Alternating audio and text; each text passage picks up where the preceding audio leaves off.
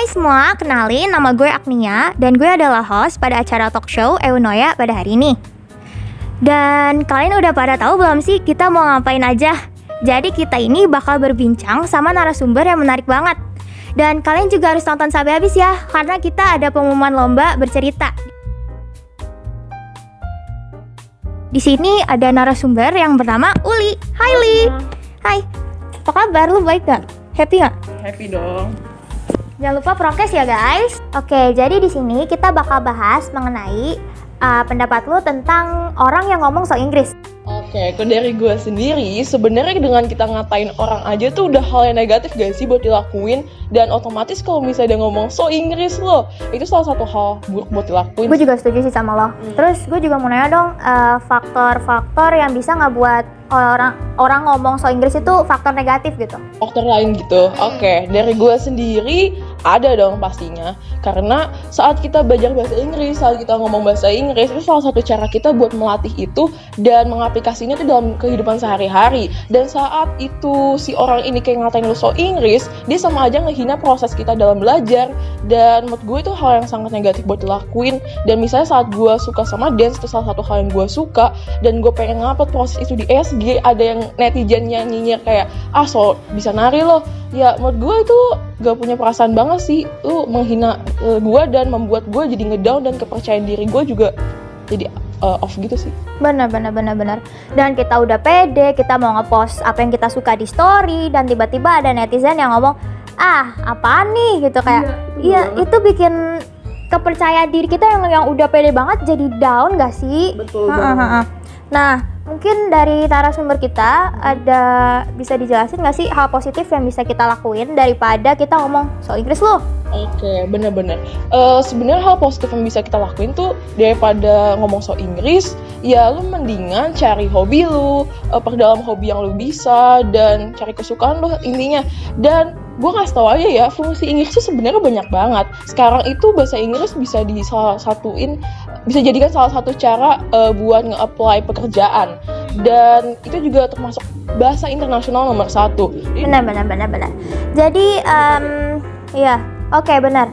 Jadi setuju banget sih gue sama lo, kayak sebenarnya banyak banget orang yang bilang so Inggris lu, padahal dia kalau ngechat ngomongnya kayak gue OTW ya, sedangkan OTW itu kan on the way, itu kan bahasa Inggris, tapi dia ngatain orang so Inggris lu. Kayak itu sama aja lu ngatain diri lo sendiri gak sih? Benar. Nah, mungkin dari lu ada saran nih buat orang yang bisa berbahasa Inggris? Oke, menurut gua buat orang yang lebih sering ngobrol bahasa Inggris gitu gak sih? Oke, menurut gua saran gue adalah tetap lakuin apa yang lu suka, tetap perdalam itu hobi lu ngomong bahasa Inggris, karena itu hal yang positif banget buat dilakukan. Tapi menurut gue dalam lu ngomong bahasa Inggris, kayaknya lu harus ngeliat lawan bicara lo, apakah dia itu orang yang bisa berbahasa Inggris atau enggak. Karena kalau misalnya gue ngobrol full bahasa Inggris sama nenek gue misalnya nggak bisa bahasa Inggris, kan kasihan juga nenek gue, dia nanti bengong, nggak ngerti sama dialognya, nanti cuma gue doang yang ngerti, dia nggak ngerti, ya pesannya nggak tersampaikan. Tapi menurut gue ilmu lo tetap lu share lah ke orang lain, nggak apa-apa, itu kan positif banget. Benar. Mungkin nih dari Uli ada slogan yang bisa disampaikan ke teman-teman kita? Oke, gue punya pesan sih dan slogan ataupun highlight kita buat hari ini. Jangan nyinyir, perdalami dan bagikan ilmu hobi lo itu. Karena kalau kayak misalnya kita ngomong Inggris, ya perdalami Inggris lo itu. Itu sih dari gue. Oke deh. Gue Agnia sebagai host hari ini, dan gue Uli sebagai narasumber pada hari ini. We're signing out. Bye.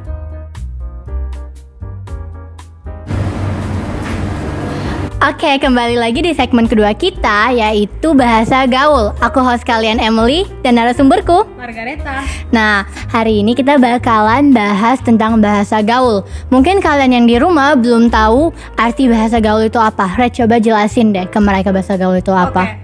Menurut gue ya, bahasa gaul itu adalah sebuah kata atau istilah yang sering kita gunakan, terutama Gen Z ini kan, remaja-remaja sering gunain untuk percakapan sehari-hari bersama teman-teman. Jadi sifatnya informal. Oke, seperti yang Reta udah jelasin, bahasa gaul itu bahasa yang kita gunakan sehari-hari dalam percakapan yang santai ya. Santai.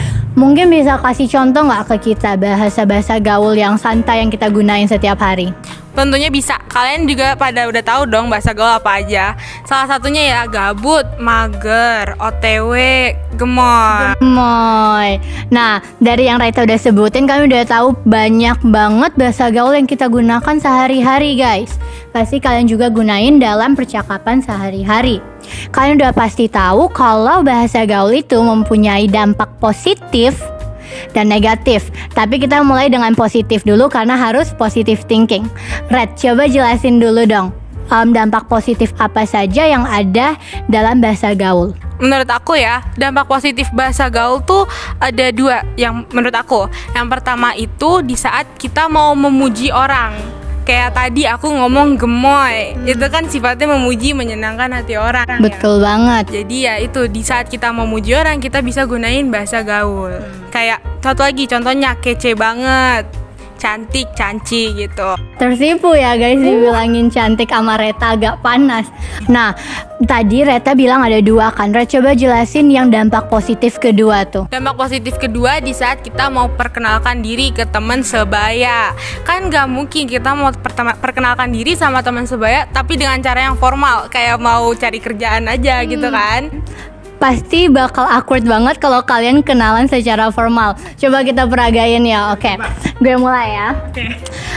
Halo, nama saya Emily. Saya ingin berkenalan dengan Anda. Saya juga ingin berkenalan dengan Anda. Nama saya Margareta. Mari kita bersalaman. Mari. Kan gak mungkin, tetap prokes lah ya guys. Kan gak mungkin kita kenalan sama teman yang sebaya seumuran pakai bahasa formal ya Red ya. Banget. Nggak banget, pasti kita bakalan pakai salke, Falcon. apa kabar, kayak gitu, kayak lebih santai. Lebih santai. Betul banget. Nah, habis dari dampak positif, pasti ada dampak negatifnya. Red, boleh nggak sih jelasin dampak negatif apa aja? Oke, untuk bahasa gaul, dampak negatifnya pasti ada yang dia bilang benar. Yang pertama itu kita bisa aja mengutarakan bahasa gaul yang tidak sopan, apalagi yang bisa menyakiti perasaan seseorang. Contohnya, aku sama kamu itu bukan siapa-siapa, gitu kan? Misalnya aku bilang kayak gini, lu jangan baperan deh. Baper, itu kan bisa aja menyinggung hati orang. Pasti. Bisa aja nih perasaan Emily tersinggung karena bahasa gaul yang aku lontarkan. Jadi yang mau aku sampaikan, yang pertama itu kalian di saat melontarkan bahasa gaul sebaiknya tahu dulu artinya apa, ya, dan kepada siapa kalian melontarkan bahasa gaul tersebut. Kalau misalnya belum temenan deket, kayaknya harus difilter lagi deh. Setuju banget tuh apa sama yang Reta bilang, dari kalian harus tahu artinya dan juga harus tahu lawan bicara kalian siapa. Nggak mungkin kan baru kenal pakai bahasa gaul gitu yang nggak sopan, yang bisa menyinggung perasaan. Dan juga nggak mungkin dong gue pakai bahasa gaul tapi nggak tahu artinya. Pasti bakal memalukan banget. Maluin diri sendiri. Maluin diri sendiri dan juga berdampak akan dalam kehidupan kalian selanjutnya. Nah Red, dari semua yang kita omongin, menurut lo bahasa gaul berdampak buruk nggak ke bahasa Indonesia? Untuk KBBI, aku bilang itu berdampak buruk karena bahasa gaul itu kan nggak tercatat ya di KBBI. Dan misalnya bahasa gaul ini digunain sama anak-anak kecil yang belum tahu artinya, kayak tadi kita bilang kan, itu bisa aja mereka bilangnya di depan orang tuanya, itu kan dampak buruk banget gitu. Iya betul, aku setuju banget sama Reta. Nah jadi untuk hari ini kalian udah dengerin kita ngomongin tentang dampak positif, dampak negatif, harus mengetahui lawan bicara dan juga arti dalam bahasa gaul tersebut. Red, coba kasih tahu ke viewers kita slogan kita hari ini. Oke, quote untuk hari ini ya. Bahasa gaul boleh ditetapkan, tapi jangan lupa perasaan. Oke, itu aja dari kami. Aku Emily sebagai hostmu dan Aku Margareta sebagai narasumber. kita izin out dulu. Bye-bye. Hai semua, balik lagi sama gue Agnia sebagai host di segmen kali ini.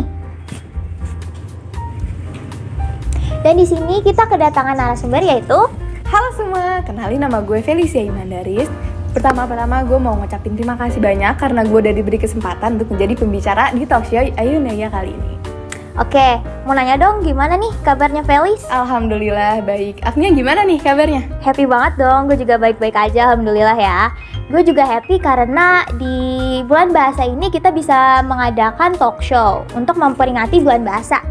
Dan gue mau nanya dong ke Felis, kita kan memperingati bulan bahasa nih. Nah, kira-kira arti dari bulan bahasa tuh apaan sih? Kalau menurut gue sendiri, bulan bahasa itu merupakan bentuk apresiasi kita terhadap seni sastra dan juga kebahasaan. Karena seperti yang kita tahu, bahasa itu kan ada banyak banget ya. Dari Indonesia aja tuh bahasa daerahnya ada kurang lebih 800 bahasa.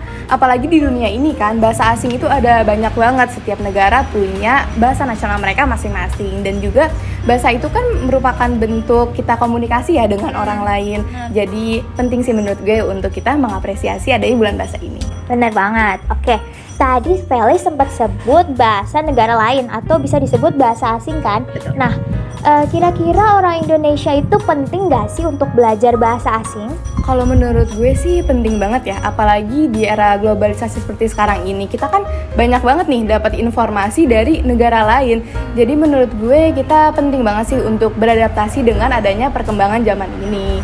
Dan juga kalau untuk sekarang nih, kita mau belajar bahasa asing itu kan mudah banget ya diakses di internet. Jadi kayak caranya beragam banget. Jadi menurut gue penting sih adanya bahasa asing ini. Kita juga bisa berkomunikasi dengan orang-orang dari negara lain. Jadi nggak ada salahnya loh ya untuk belajar bahasa asing ini. Betul dong. Kira-kira, contohnya ada nggak sih yang bisa kita kayak inspirasi gitu? Oh ada, seperti kalian tahu mungkin kayak Maudy Ayunda. Dia itu kan belajar di luar negeri ya, dia belajar di UK kemudian ke Amerika. Dan itu kan menggunakan bahasa asing ya. Dan dengan cara dia seperti itu, dia bisa juga membanggakan Indonesia, negara kita. Bener banget. Oke, mungkin dari Felis ada slogan untuk disampaikan ke viewers kita ini. Oke, gue mau nyampaikan pesan ke kalian. Jadi menurut gue itu kalau kita belajar bahasa asing itu bukan berarti kita mengurangi rasa nasionalisme kita. Justru bisa dengan kita belajar bahasa asing, kita mengembangkan negara ini dan juga membuat bangga negara ini tentunya. Tapi kalian jangan lupa ya, kalau tetap bahasa persatuan kita itu bahasa Indonesia. Oke. Nah, kita udah nih berbincang-bincang sama Felis, narasumber kita. Dan aku juga bakal umumin pemenang dari lomba bercerita loh. Kalian kepo gak sih sama pemenangnya? Nih videonya. Lihat bareng-bareng. Sebelum bercerita, aku mau bertanya nih kepada teman-teman semuanya. Apa sih yang terlintas di pikiran kalian ketika mendengar kata pahlawan? Apakah superhero yang seperti di film-film? Atau Di suatu malam yang indah, di awal bulan Desember, tepatnya tanggal 4 tahun 1884, lahirlah seorang bayi perempuan mungil. Wah, keren-keren banget ya pemenangnya. Bener banget, semuanya bagus-bagus banget gak sih? Iya, dan kita bakal berterima kasih kepada seluruh peserta yang sudah berpartisipasi. Sekian dari acara kita dan see you next time. Bye!